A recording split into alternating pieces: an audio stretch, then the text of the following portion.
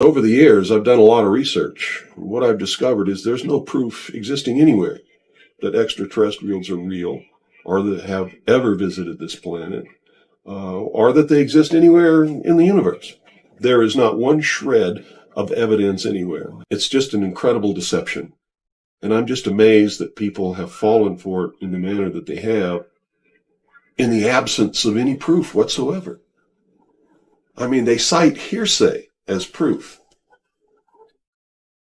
It's a scam. That's what I can tell you. What they call UFOs, these craft that fly around the sky, are real. But they're not piloted by some little green guy from some other planet. The technology is real. It's been kept secret, and it's been used to promote this concept that there's an alien threat to this Earth. The most ambitious and unrealistic space project cannot of itself generate a believable external menace. It has been hotly argued that such a menace would offer the last best hope of peace, etc., by uniting mankind against the danger of destruction by creatures from other planets or from outer space. Experiments have been proposed to test the credibility of an out-of-our-world invasion threat. Nevertheless, an effective political substitute for war would require alternate enemies, some of which might seem equally far-fetched in the context of the current war system. It may be, for instance, that gross pollution of the environment can eventually replace the possibility of mass destruction by nuclear weapons as the principal substitute for war. Are you beginning to get the message, folks? Poisoning of the air and of the principal sources of food and water supply is already well advanced, and at first glance would seem promising in this respect. It constitutes a threat that can be dealt with only through social organization and political power.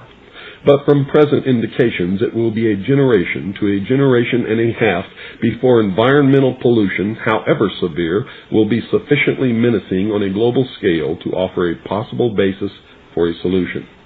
However unlikely some of the possible alternate enemies we have mentioned may seem, we must emphasize that one must be found of credible quality and magnitude if a transition to peace is ever to come about without social disintegration. It is more probable, in our judgment, that such a threat will have to be invented rather than developed from unknown conditions. Disarmament is no accident. All of these bills in Congress to take away our weapons is no accident. The intentional environmental pollution of our lakes, rivers, streams, oceans, forests, everything is no accident, as you just heard. These things were planned many, many years ago. All the bombardment of the public with movies about flying saucers in the 50s, right after the United Nations Treaty was signed and the UN Participation Act was pushed through Congress, and all of the incidents since that have convinced the majority of the American people that flying saucers are real and extraterrestrials exist, and that flying saucers are from an extraterrestrial origin. This is being promulgated in many ways, by television commercials, in the movies, in the newspapers, by creating incidents either real or imagined. I believe, because of my research and because of the extensive documentation that I've found, that this whole scenario has been created to give us an artificial alien threat from outer space. During the Reagan administration, he made 6 speeches specifically talked about a threat from outer space by some other species from some other planet. 6, ladies and gentlemen. Why would the president repeat the same thing 6 times, tagged on to the ends of speeches by him? The speechwriters did not put that in the speech. Ronald Reagan added it himself.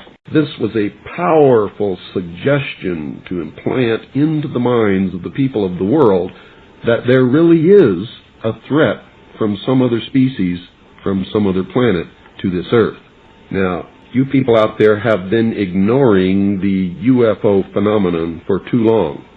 It has all the earmarks of the most successful, most sophisticated mind control operation in the history of the world, and you are ignoring it. What better way to implement a plan to bring about a one-world government than to create create the possibility in the minds of the people of the world that we are being threatened from some other species, from some other planet, and do it in a way that if anybody questions it or challenged it or wants to talk about it publicly, that they are ridiculed. John Lear, welcome to the Hour of the Time. Thanks, Bill. Nice to be here. As you can hear, my voice is not too good, so I'm going to keep my participation in this interview to a minimum. And I'd like to start out, John, with give us some background. Tell us who you are and where you came from and what you've been doing all your life up to this point in as short a period of time as you can.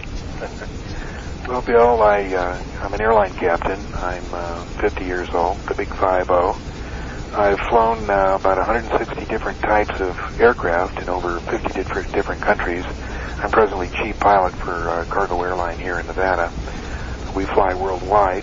I held 18 world speed records in the Learjet, including round the world speed record in 1966. And I'm the only pilot to have ever earned and held every airman certificate issued by the FAA. And among these certificates are the airline transport rating, flight instructor, ground instructor, navigator, flight engineer, dispatcher, mechanic, control tower operator, parachute rigger. And I hold the PATCO Award, that's the Professional Air Traffic Controllers Association Award for Outstanding Airmanship, presented in 1968. As you know, I flew missions worldwide for the CIA and other government agencies. I've flown in Southeast Asia. I flew there between 1966 and 1973, and I've had a lot of experience in flying in Europe, the Middle East, Afghanistan, the Far East, Africa, and both Pacific and Atlantic Oceans. I flew experimental test flights for the Learjet Corporation and other companies, but I really liked airline flying, and as an airline pilot, I was what they call a non-skedder, which means a pilot that flies for non-scheduled airlines. And I've flown for about 20 of those over the past 25 years of my commercial flying career, which has extended over 32 years. I went to college and studied industrial design, but I didn't complete the full course. I went on to aviation as a career, and I was the youngest Boeing 707 captain to fly in commercial service when I was 28. I ran for the Nevada State Senate here in Nevada. Was unsuccessful in my bid, and as you know, my dad was William P. Lear Sr., who developed the Learjet executive aircraft, the 8-track stereo, and was the founder of Lear Incorporated, which is now Lear Siegler Corporation, a large defense contractor. I've done a lot of writing. I've written about airplanes and other subjects. I was Middle East correspondent for Combat Illustrated between 1975 and 1977 when I was stationed in Beirut with TMA, Trans-Mediterranean Airlines. And, my dad was really interested in UFOs and used to discuss it a lot to the great concern of the Pentagon because he was a defense contractor. But my interest didn't come around until, about 1985. A friend of mine who I had flown in Laos with came through Nellis Air Force Base. He was changing from the regular Air Force into the Air National Guard, and called me up, came over, and we had a few beers and started talking about where we'd been since we'd seen each other, and I asked him where all he'd been stationed, and one of the places he mentioned was Bentwaters. Now, Bentwaters, as you know, is an Air Force base about 70 miles northeast of London, in which we have a few planes and tactical wings stationed at. And this was supposedly a place where a saucer had supposedly landed in 1980.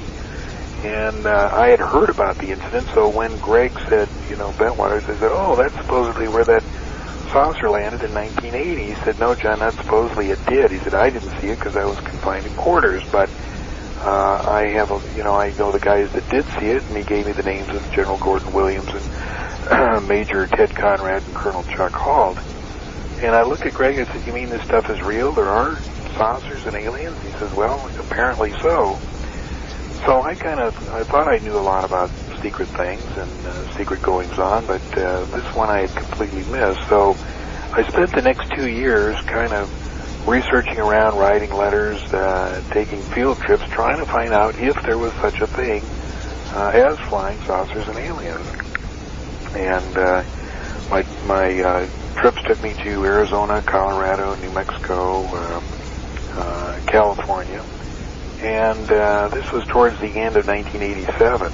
And when I got back, I wrote what became known as the infamous John Lear hypothesis, and released it to a couple of friends of mine, and they released it on a BBS, and it was apparently downhill from there on. But essentially, what I thought I found out was that the government had been dealing with extraterrestrials since 1964, and that apparently we did have an agreement with them in which we would trade, we would help them keep their secret of their existence in trade for high-level technology.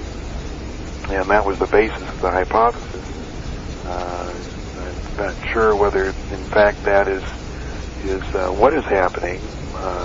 One of the things I've tried to do is file everything, but not believe anything. As you know, Robert Anton Wilson says you are a prisoner of your beliefs, and I've really found that to be true, that if you get stuck in any one single belief, you're imprisoned that. Everything seems to orient towards that belief. So I've tried to keep an open mind on this, whether in fact there are aliens. I don't know that for a fact. Whether in fact there are extraterrestrial vehicles, I don't know that for a fact, but some of the evidence points that way. Well, we know for sure that UFOs are real. That can be proven by a short trip of about 140 miles northwest from... There's no question about that. The question is whether they're extraterrestrial or not. That's correct. What kind of credence can you put into the sources of your information, John? I mean, who are these people? Well, you have to realize that it's very difficult to establish whether somebody is telling the truth or whether he's a disinformation agent.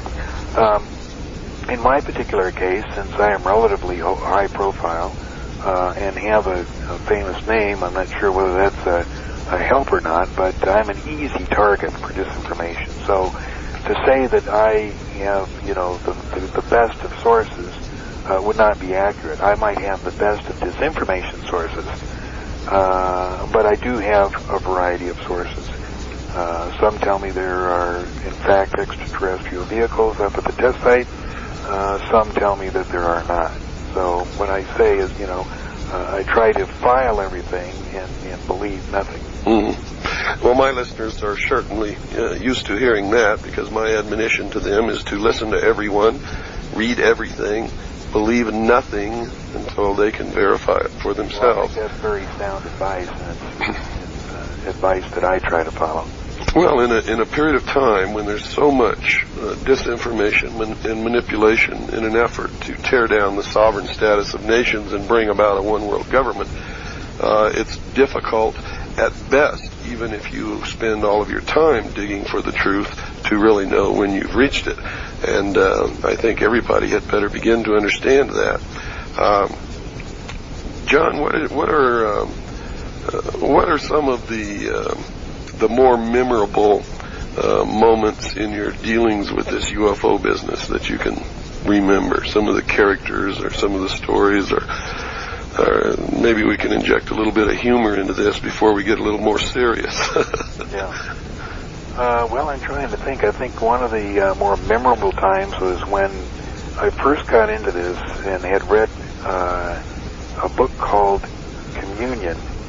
And it was very interesting. As a matter of fact, I read it on a flight that I flew from Las Vegas to Cleveland. And when I got to Cleveland, I couldn't put the book down. And after I did put it down, I couldn't go to sleep. And for some reason, I felt this was something real that was going on. And I'd heard of this guy, Bud Hopkins. And I was based in New York at the time, so I gave him a call. And he said, yeah, come on down. And I went down to his apartment in Manhattan, and we sat around for about 3 or 4 hours listening to some of the tapes that he had recorded of people who had thought that they had been abducted. Now, whether these were true or not, I don't know, but the people who were talking certainly felt it was true. Mm-hmm. And some of these stories they told were so poignant, so essentially horrifying of some of the things that happened to them. It just made a real impression on me when I was first got into this. It's the first time I heard of these kinds of stories, and sitting there with Bud was, I can't say it was memorable. It sure was, and it made an impression on me. Another of the times was I was acquainted with a scientist here in Las Vegas. His name was Bob Lazar, who claimed to work at the test site. And one night he took us out to see one of the alleged test flights of these vehicles. He said it was going to fly just after sunset. This was March 22nd, 1989. We went out there, parked our vehicle, and sure enough, about 15 minutes later, this orange glowing disc rises up from behind the mountains and performs a few maneuvers and then goes back down. I thought that was pretty spectacular. Bob said it was extraterrestrial, since I have no way of knowing whether it was extraterrestrial or man-made. I can't really, comment on what it was. It was just spectacular that this thing came up, made no noise, and flew around at tremendous speeds, and then went back down. That was a pretty memorable moment. I can vouch for that, and it is memorable when you see it. I've been out there many times and have actually spent weeks in the desert filming these things, and I've made 2 video documentaries of these craft actually in flight over the test site, and it is amazing to stand there and see them and know that this is a technology that's been completely hidden from the public, and it's in the possession of secret agencies of the United States government. And who cares whether it's extraterrestrial or man-made? I tend to think that it's man-made myself.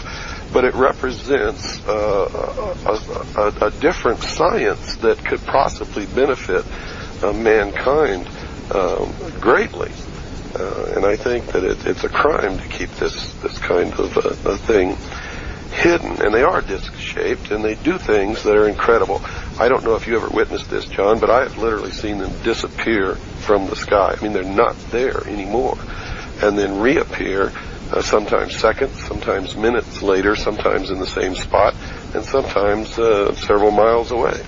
Have you ever witnessed that type of behavior? No, I've never seen that myself, but I've talked to enough people who've seen those kinds of disappearances, and I hardly agree with you that we don't know whether that particular disc that I saw was man-made. There certainly are man-made ones that perform with equal speed and dexterity, and I have reason to believe that we were much further ahead in the late 50s, and the public was led to believe when Vanguard was blowing up for every flight on the Canaveral pad. I think that we were very far advanced in our modes and method of travel. I have reason to believe that we were on the moon in the late 50s.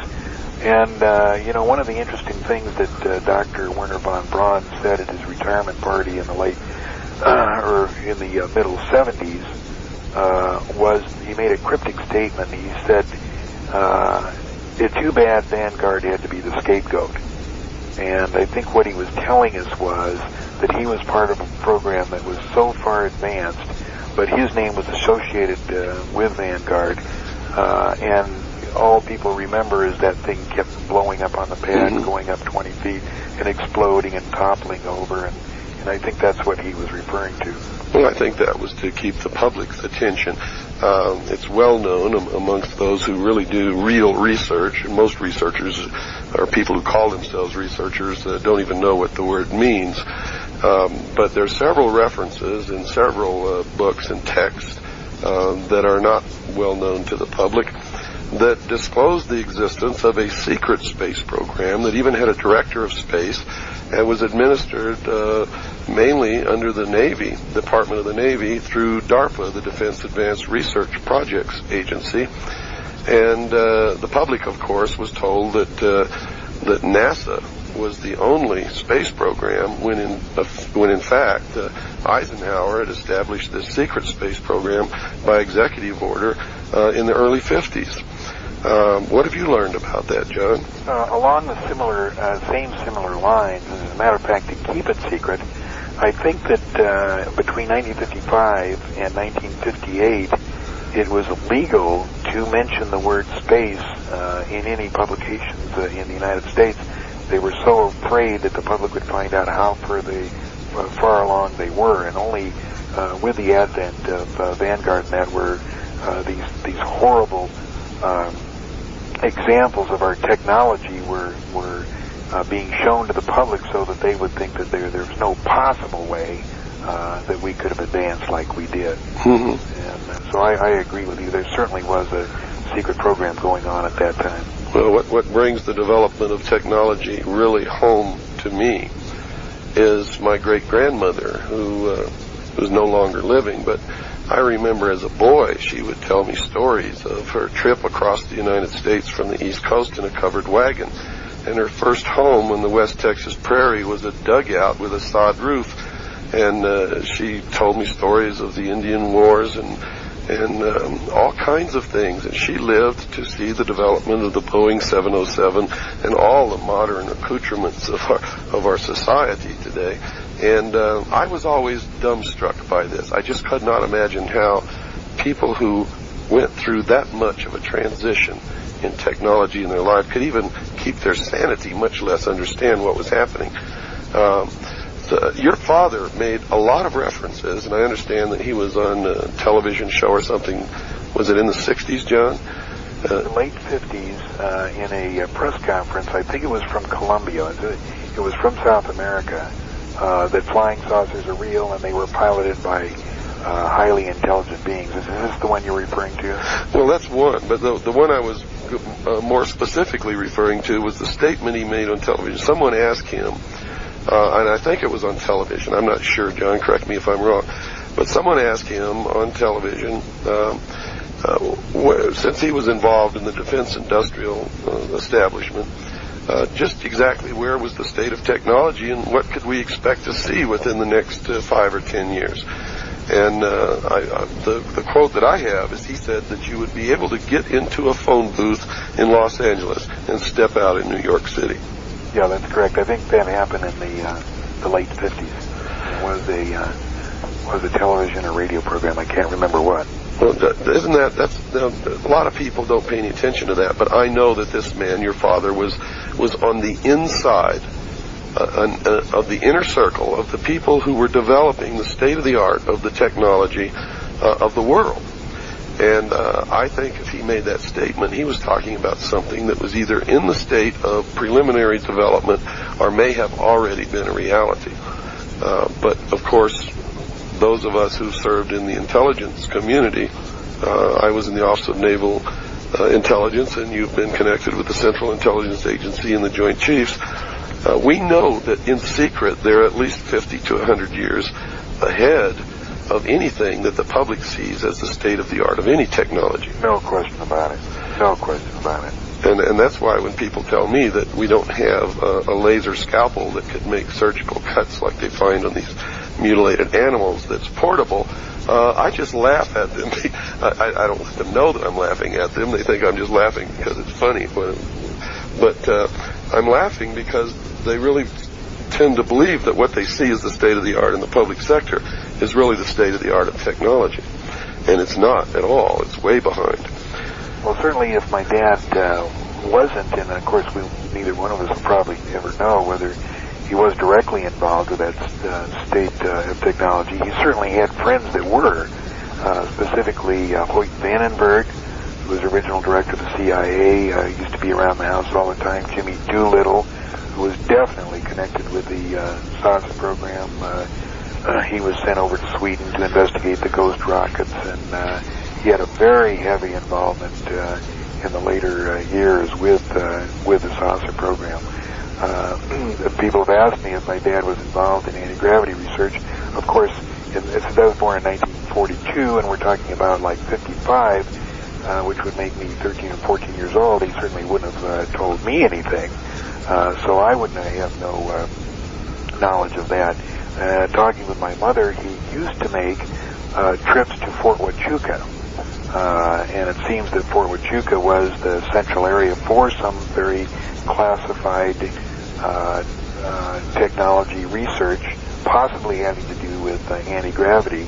But that's as far as I can trace it. Now, if I had become interested in this subject just a few years earlier, I would have been able to talk with the chief physicist at Lear Incorporated, who was a guy named Niels Eklund, Scandinavian, and a very competent guy. Is he still alive, John? No, unfortunately, like I say, he died just before I got into this research, or I would have been able to find out from him some I see. really good information. But he passed away, I believe, in 1982 or 83. Well, I know that you've had some contact with some of the more famous or infamous, depends upon which way you look at it, people in the so-called UFO community, which I think is a misnomer. And a lot of these people who call themselves ufologists, which in every case is self-appointed and requires no requirements, no education. That's right. Right. What can you tell me about some of these people? What can you tell our listeners?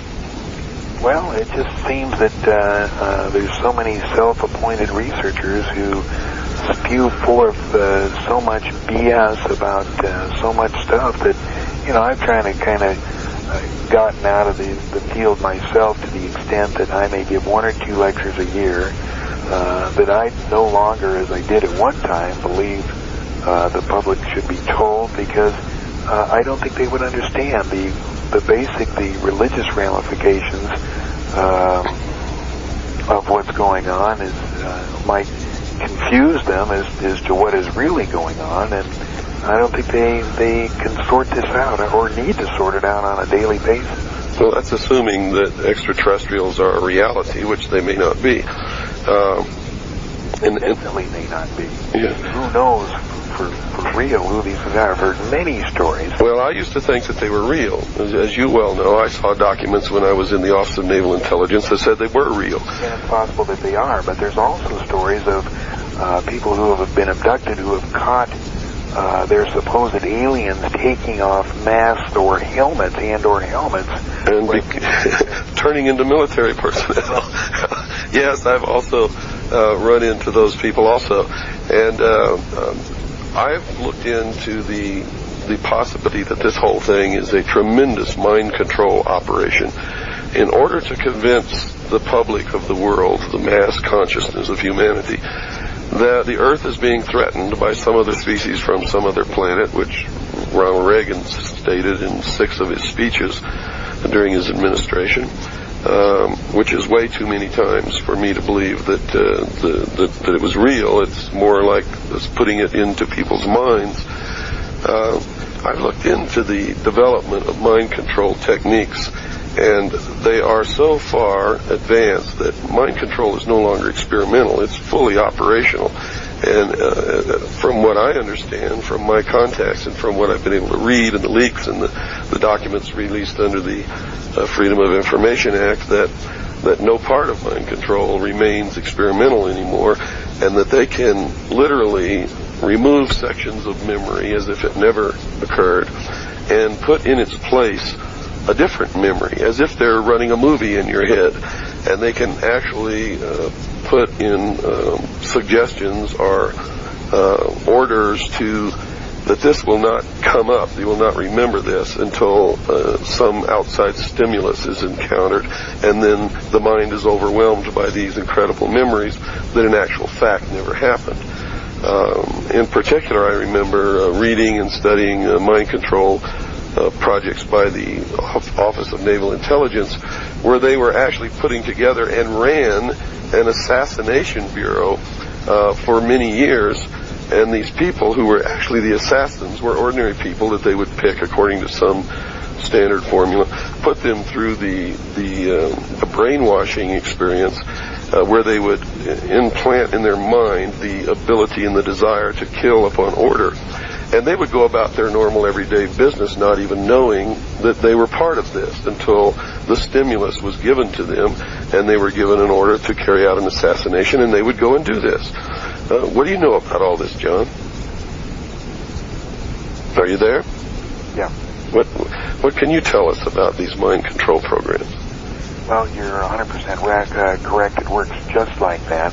I was reading a book called Operation Mind Control just the other day, in which a guy asked for people, military people, who felt that they had been subject to mind control experiments, and there was a Air Force officer who felt that he was having some problems in later life after he retired, and it evolved from the fact that his whole career, or at least the 5 years that he thought he was stationed in Guam running a weather station, when he retired he was honorably discharged, and he was shown a whole raft of commendations and medals that he had earned, and there was no explanation for that, and he said, can I have those? And they said, no, these will be withheld until you need them, and at that time, it will be explained to whoever needs to see these what exactly happened.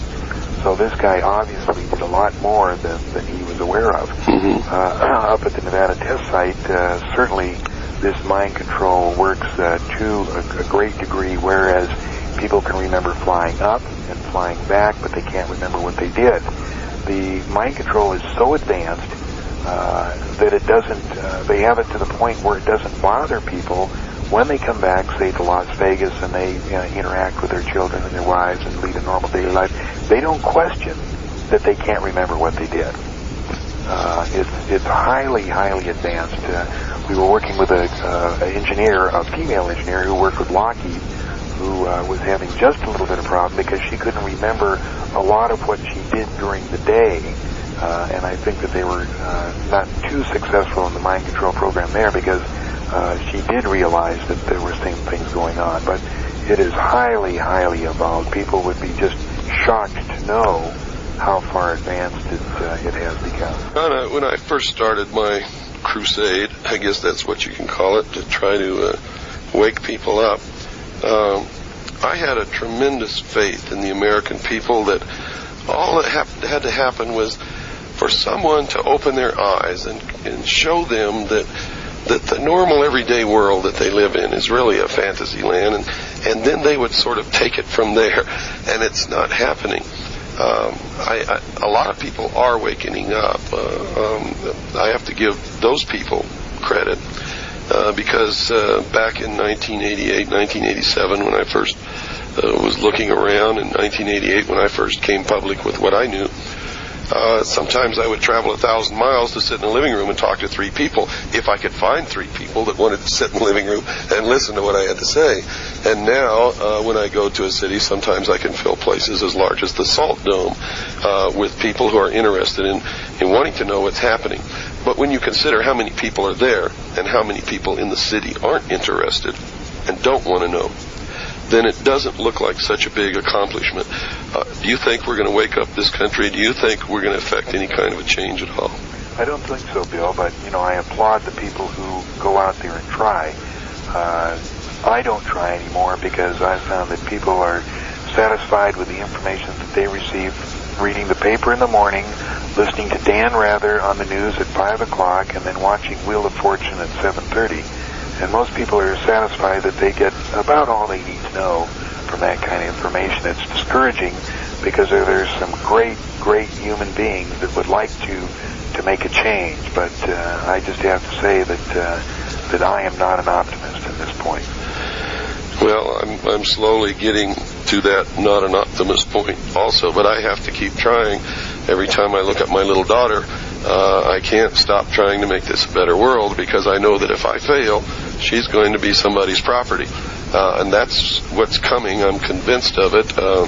Everything, all the research that I've done shows me that instead of going forward in our evolutionary path, we're at a point where we've reached the highest pinnacle of all man's striving, throughout history, where with the establishment of this nation, man actually became a sovereign king in his own right, able to walk in a divine state of grace on this earth that God gave us. And no time in history had that ever been true before. And it still isn't true today in any other nation on this earth except this country, the United States of America. And what I see in the future is a step backward, back into slavery, in a totalitarian socialist world government. And all of these things that are happening around us, I see leading us right into that, including the election of Mr. Rhodes Scholar Clinton here.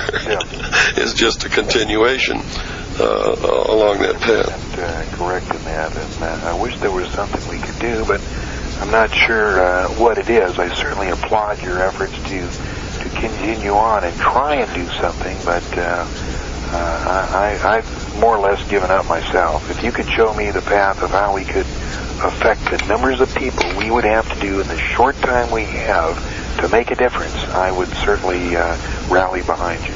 Well, time is short. It's so short that people call me and they write me letters, and they one woman wrote me a letter, and it was about 6 pages long, and it was all about her being upset with me because I had said that most Americans are stupid over the radio, and I use that term quite often because I've found that most Americans are stupid, and the definition of that word is mentally crippled. In many cases, it's not their fault that they're stupid, but nevertheless, they are. And she was so upset with that word that I knew that I had reached her and had made her angry enough that maybe she would begin to look at it, even though she was voicing great displeasure about it.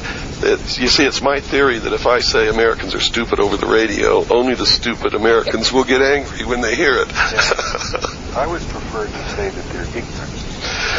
Well, it goes far beyond ignorant, John. Ignorant is when you don't know about something. You've never had an opportunity to learn. Nobody taught you. Have the information. That's right. Stupid is where you have the information and you don't know how to put it together. You don't know how to think originally. You believe what you're told all the time without question. And that's where most Americans are. They don't question anything. Nothing at all. And that is really bothersome to me. They believe they have a free country. They believe they have a democracy. Most of them don't even know the difference between a democracy or a republic. That's correct, and they don't understand that the increased use of the word democracy is leading us into socialism, because democracy is just another word for socialism. Right. It's where everybody has a vote, and the majority get their way, and they always vote themselves all the benefits until there's nothing left, and a dictator rises up to take over and clear everything out. And that's always where socialism leads, and that's where we're going right now. John, what are you engaged in now? What kind of projects are you doing now? Really, no projects. I apply at 727 for a cargo airline. We have a contract out of Miami. We run fertilized chickens to Valencia. Other than that, I'm working on my garden as usual. You know, when you're here, I'd like to have the greenest lawn on my block, and I like to do all kinds of gardening projects. Other than that, I'm quite heavily involved in computers. I got involved in computers a couple of years ago, and I have a PC, and it's mostly to write. And also, my wife has a actor and actress casting business. We cast extras here in Las Vegas for the movies that come from Hollywood, so I computerized her business, and I mess around with that. But that's about the extent of my extracurricular activity. Well, what do you foresee for the immediate future? You got any predictions for us? No, as a matter of fact, I'd have to agree with the German interviewer who came over here and said that I was a great researcher but a horrible prophet. Several times I said absolutely within a year some information is going to come out, and then I said in 1991 some information was going to come out, and it just never seemed to happen. So, well, some information is always coming out. Information is always coming out, but I meant something like, something big, gigantic revelation, and I've always been wrong, so I've quit making any kind of predictions. I just sit back and watch with great interest. Mm-hmm. Well, I don't think anything like that's going to happen until they're ready to actually put the chains on our legs, and then they'll cause so many things to happen and so many revelations to come out, and most of it will be deception and lies that everybody will be so confused they'll be totally deactivated. They won't even be able to think, much less act. That's what I think is going to happen. Well, I just want enough time to call all my friends and say, I told you so. And also, when they round us up, Bill, I want to be one of the first ones to go because I want a lower bunk and I want to get the blanket concession. Well, I understand they've already got my name on the door. So, that is if they let me get that far. John, I'm going to slip one in on you here. Who is Lars Hansen? Lars was a supposed researcher who came and lived at my house as was a carpenter. Did a lot of projects around my house in about 1988. Spent 3 or 4 months here and left. I think he lives in Florida now. He was greatly interested in the Kennedy assassination. He had made a tape which purported to show that William Greer, the driver, turned around and shot Kennedy. We showed that tape quite a few times. I went back and actually paid Robert Groden $200 to see the original of that tape, which then I since found out was not an original. It was a copy of the Time Life film, and it didn't make it any clearer. Anyway, Lars promoted that tape, and then maybe the end of 1989 changed his mind that no, he didn't feel that Greer did shoot Kennedy, and he retracted all his statements, and I think he lives in Florida now.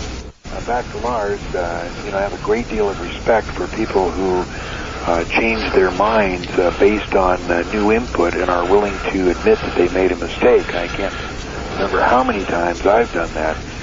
What I disagree with is people who change their minds and say that they never believed that in the first place. In Lars's case, he says he never did believe that Greer shot Kennedy. But for those people who really said one thing, like a particular aspect of aliens were real and flying saucers were real, and who have come to believe that maybe that's not the case, are have the guts and the moral fortitude to get up and say, yeah, I was wrong. Here's what I believe now. I think that takes a great deal of courage. Well, that's, I don't know how much courage it takes, but that's certainly what I've done. I think that I was intentionally shown documents when I was in the Office of Naval Intelligence that convinced me that extraterrestrials were real. And I really believed that. And when I first came public, I told everybody what I saw in those documents. And I told them I didn't really know the reality of it, but that's what the documents said, and I had no reason to question those documents. But John, when I first really began doing real research and quit believing what I saw and what people told me, and really started digging into it, the first thing that I found when I did a computer search of documents in a library for anything about extraterrestrials or other species from other planets or anything like that, it popped out a document from 1917, which was the text of a speech given by John Dewey to the Japanese imperial delegation headed by Viscount Ishii in New York City. And the first thing out of his mouth, the first sentence in the speech was, and I printed this in the appendix of my book, was, quote, "Someone once told me that the best way to unite all humanity in a one-world government and do away with wars forever is if we were attacked by some other species from some other planet," unquote. And that was like somebody hit me between the eyes with a sledgehammer. And I felt that all through my body. I was just shaken to the core. And here I was looking at the evidence that somebody had thought of doing this as far back as 1917. And I knew instantly that they had the technology to make us all believe it if they wanted to. And then I began going back and looking at, when did all this start? Why, John, it started the minute that President Truman signed the United Nations Treaty and the Senate passed and Truman signed the UN Participation Act. And the first man who reported flying saucers was an ex-intelligence officer flying in a plane up in Washington who saw, or says he saw, 9 disc-shaped craft come out of Canada and then go back in the same direction. And he described them as inverted saucers. And of course the press picked this up and called it flying saucers. Now if you go back like I did and researched the newspaper headlines of the day, they were all talking about the United Nations being the salvation of mankind and that all man would come together in one world government and there would be no more wars. And then you see Hollywood begin to crank out all the flying saucer movies, and what's the most famous one? No, The Day the Earth Stood Still. The Day the Earth Stood Still, sure. The classic of classics, and it's about a man from another world who comes here with a message of peace, and he's surrounded by guns, and he's shot, and the message was simply that we have to have a one-world government and do away with guns and arms and national boundaries, and that's been the message ever since. Have you ever attended a Stanton Friedman lecture? No, I haven't. I'll have to send you a tape. In his lectures now, he includes a portion about how the world has to come together and unite as one, and we have to get rid of all weapons, and that the world should be ruled by a council of wise men. And it's the same old utopian story that the Illuminati's been preaching throughout the history of the world, and it's impossible to bring about because man himself is flawed. What do you think about all this? Oh, I think you're correct. I just disagree with the one world government. I'm not going for it myself. Well, it can't be good because we're being manipulated into it instead of being allowed to be a participant in what it's going to be or how it's going to come about. We're being herded like a flock of sheep or cattle, which reminds me, I've stopped calling people anymore. They're sheeple in my vocabulary, at least the ones who aren't awake yet. The ones who are awake are heroes in my eyes. I laud them. I appreciate them. All my efforts are in their directions, and hopefully, if we all work together, we can wake up more of the sheeple and turn them into real people. I hope. John, if there were something that you would, well, let me put it another way. Inside each and every one of us, there's something that we want to do more than anything else in the world. What is that for you? Bill, before I die, I want to be able to go to Carl's Jr. and drive up there and order a Carl's original hamburger and not have them ask me if I want a piece of cheese on it. Not bad. Not bad. What do you think about the cattle mutilations, John? Well, as you know, Linda Howe, who wrote aLIEn Harvest for the CBS affiliate in Denver, and I did a few field trips together, and was able to talk to her quite a bit about it, and thought I knew a lot about it. It's been very interesting. It's been going on for quite some time. It's obviously possible that we have the technology to do that. I suspect everything and everybody. Who is really doing it, I don't know. Why they're doing it, I don't know. I kind of suspect that AIDS comes into the question somewhere. But the more I find out, that the less I know.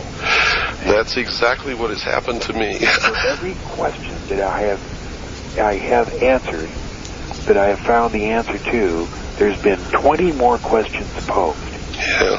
So now I'm almost hesitant to have a question answered because it just raises 20 more questions. Well, you know, Arizona is one of the greatest experimental grounds for helicopter development in the country. Were you aware of that? No. They actually build Apache helicopters down in southern Arizona, and there's many times in Arizona you see flights of helicopters, all different types of helicopters.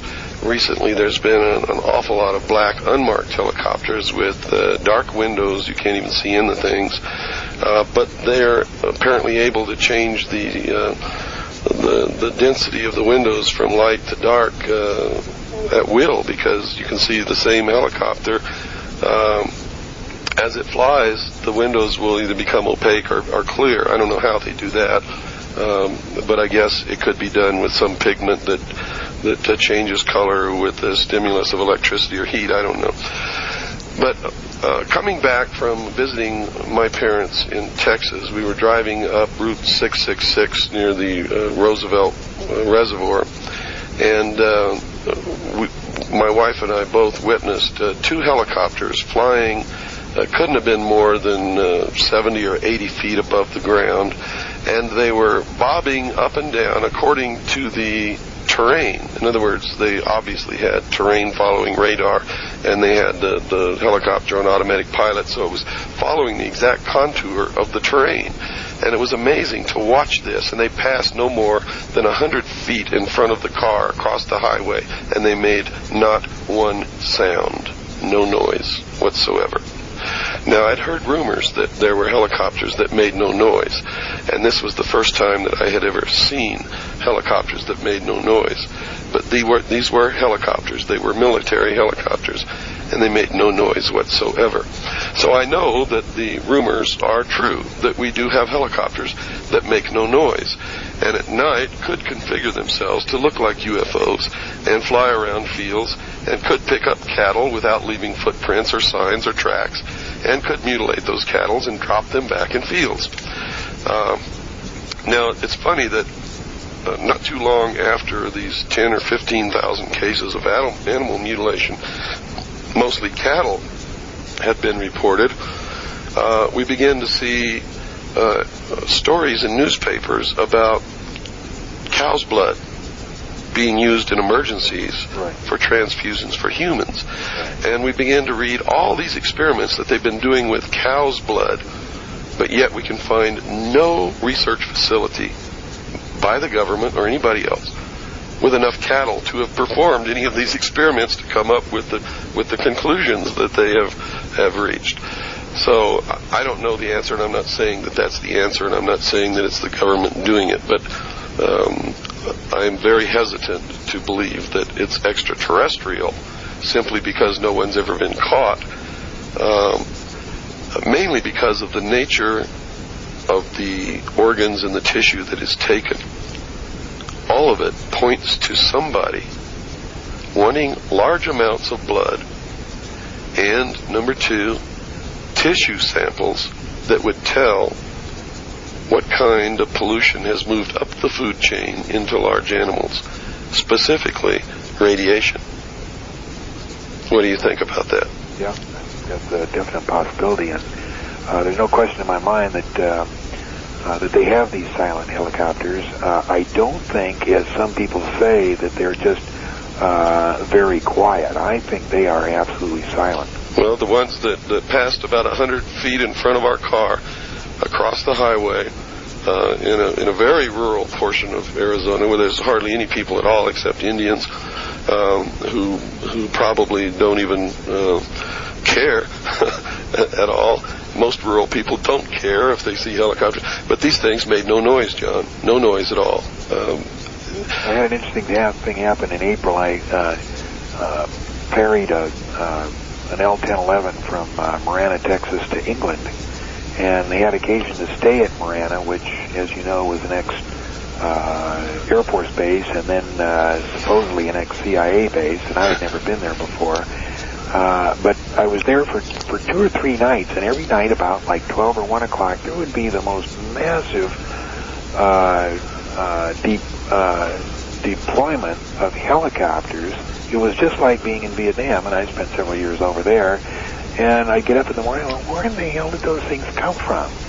And the second night, I finally asked somebody, and they said, oh, they've got an underground facility that they use. It comes out of the middle of the runway, and he was very non-specific. But apparently there is quite a large underground base under Marana, and that's the first. I'd heard about it, but I never believed it until I stayed down there. There must be something underground because there was nowhere else for these things to park. And I was quite familiar with the field, having flown in and flown out. Well, we have those things here also. While I was out filming my last documentary at the test site north of you there, filming these craft in flight, we spent one day, usually we were out there all night and slept all day, but we spent one day, and some of our party climbed up to the top of the mountain. And while we were filming, a helicopter came out from about the area where the road disappears and goes into the Groom Lake area, the Groom Dry Lake area. And it came out and flew around the valley, and we didn't know what it was doing, but a part of the mountain on the side of the Tickaboo Valley, as you're looking from that little turnout there where we filmed toward the Groom Lake facility, part of the mountain just opened up and this helicopter flew right into the mountain, and the door closed, and it didn't even look like a door. I mean, it was desert land. I was on the same mountain, and I saw the helicopter fly into what appeared to be a mountain, but I didn't see a door open, but it definitely disappeared. Yeah. And I could show you on a map exactly where I saw that happen. It's probably the exact same spot. With the people up on the mountain, they all thought it just disappeared. They didn't see the door open either. And if I hadn't have been looking directly at that spot, I don't think I would have seen the door open either. But I managed to see the door open, and this helicopter flew in, and it just closed back behind it. And it was incredible to watch this. It was like watching an old Flash Gordon movie. I don't know if you ever saw those old Flash Gordon serials, but they had a part where this spaceship is flying along and it goes into this mountain, and all these cowboys are chasing it on the horseback, and they just go up to the cliff, and there's a cliff, and they don't know what happened. I remember that from when I was a kid. And the reason I remember it is because all of these things about underground bases and flying saucers brought that memory back to me. John, I think that people had better start paying attention to this and had better begin to do something, at least think. I mean, thinking is a starting point, I believe. But we're out of time. Maybe we can do this another night, do this again, because there's a lot of things that maybe we should have talked about that we didn't get to. Would you consent to come back on another night? Sure, was enjoyable. I can't believe the time has passed as quickly, but yeah, I think there's a lot of other things that we could delve into. I sure wish I shared your optimism, or I don't know whether it's optimism or realistic thinking. But certainly people have got to wake up, and there's no question about that. Well, I think that our forefathers had the right idea, but I also think that they did this as an experiment. And I think that through reading their writings, it's clear to me that they were well-versed in human nature. And they knew all the way back then that we would probably lose our republic through our own abdication, ignorance, stupidity, whatever you want to call it. But I think the experiment's not over yet, because it's not gone yet, and I think we can take it back. If people just could be brought to understand what it is that they're going to lose, then maybe they would be willing to do something about it. But all throughout history, I see that even our own revolution was only carried out by less than 5% of the people who lived in the colonies. The rest were either solidly on the side of King George, or frankly, my dear, just didn't give a damn. So we'll just have to see. I don't know what my frame of mind is, except that I just absolutely refuse to give up. And every time I get down or think about it, I just have to look at my daughter. And that's the end of that thought. I mean, I'm back on track again and clear sailing. John, thank you so much for being our guest tonight.